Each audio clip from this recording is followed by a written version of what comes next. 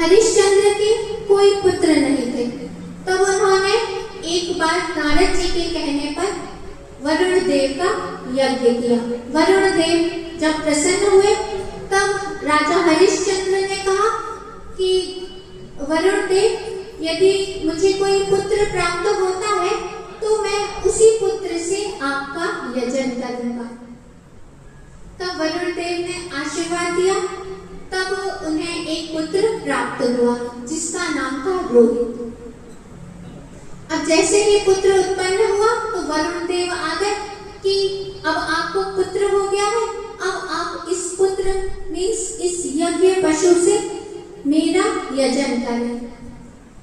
हरिश्चंद्र ने कहा कि अभी यह मेरा जो पुत्र है यह अभी 10 दिन का भी नहीं है, अतः यह यज्ञ के योग्य नहीं है।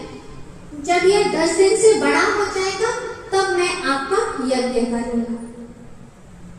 अब जब पुत्र 10 दिन से बड़ा हो गया तब पुनः वरुण देव आए और उन्होंने कहा कि चलिए अब यह आपका पुत्र 10 दिन से बड़ा हो गया है, अब आप मेरा यज्ञ कीजिए।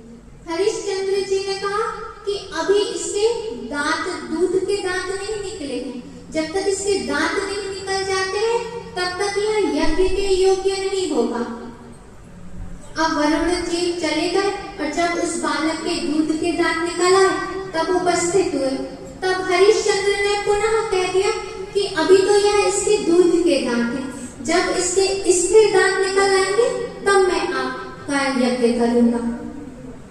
ऐसा करते करते टालते गए, क्योंकि जो हरिश्चंद्र जी थे उन्हें अपने पुत्र से मोह हो गया था कि अब मैं इस पुत्र को कैसे दे सकता हूँ वरुण जी को। अब जैसे ही जो हरिश्चंद्र के पुत्र थे रोहित, उन्हें ज्ञात हुआ कि जो मेरे पिता हैं वह मेरा बलिदान करना चाहते हैं, तब वह स्वयं ही धनुष लेकर वन में चले गए। अब जैसे ही वरुण जी को ज्ञात हुआ कि जो रोहित है वह वन में चले गए हैं, तब जो हरिश्चंद्र थे उन्हें वरुण जी ने महोदर रोग दे दिया। उस रोग से पीड़ित हो गए। अब रोहित को ज्ञात हुआ कि मेरे पिता रोग से पीड़ित हो गए हैं, तब वह अपने पिता के पास आने लगे। तब देवराज इंद्र ने उन्हें रोक दिया और कहा कि तुम अपने पिता के पास मत जाओ, तुम यहीं तीर्थों में भ्रमण करो और वन में ही रहकर अपने जीवन को सुरक्षित रखो।